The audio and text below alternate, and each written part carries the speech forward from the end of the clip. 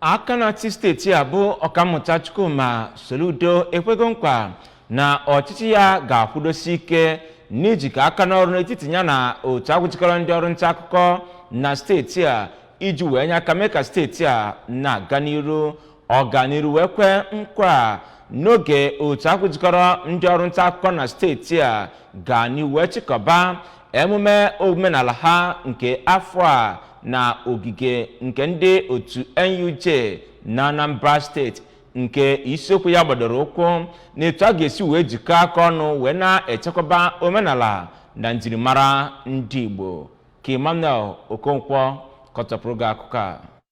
Soludo nke ọ bụ onye ọchịchị anya ya na ya bụ ihe mmemme bụ onye kọmishọn na-ahụ maka omenala na obi aṅụrị na steeti a bụ Maazị Don Onyenji nọrọ oge ọ na-ekwe nkwa na ọchịchị gọvanọ Chukwuma Soludo na-agbasi nnọọ mbọ ike inye ndị nta akụkọ na steeti a nkwado zuru oke, kwue na ọ bụ nnọọ ihe magburu onwe ya bụ ya bụ ihe mmemme ndị NUJ Anambra steeti chịkọbara iji wee kpọkwuo ndị Igbo ka abụ ndị ga-ejikọ aka ọnụ ma wulite omenala na ejimmara ndị Igbo. N'okwu ya n'ihe gbasara isiokwu nke ya bụ ihe mmemme, onye ji ọkwa onowu nke Abagana bụ dọkịnta Nwachukwu Anakwenze, onye kọwara ntọala nke Igbo malite na mbido, kwupụtara na ọ bụ nnọọ ihe dị ezigbo mkpa na ndị Igbo jikọrọ aka ọnụ ma wulite omenala ha, mekwazie ka ndị mba ụwa bụrụ ndị ga-ahụta ihe magburu onwe ya dị n'ime omenala ha. Onye nọ n'isi oche na ya bụ ihe mmemme bụ pharmacist Victor Okeke Mgbajiaka, onye kwupụtara na omenala bụ nnọọ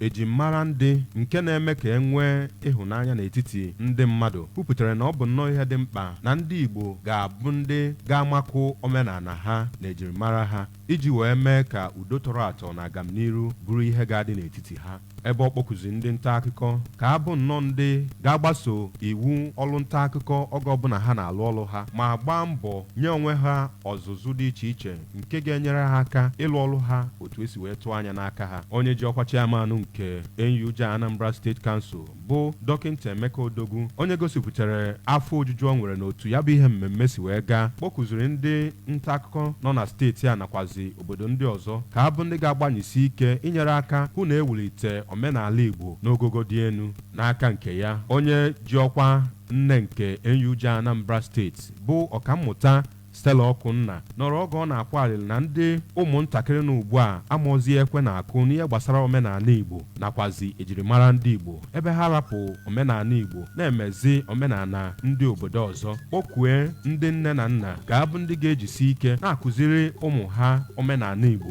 nakwazi asụsụ ndị Igbo iji wee hụ na asụsụ na omenala Igbo abụghị ihe a ga-echezo. Site n'Ọka, abụ m Emmanuel Okonkwo.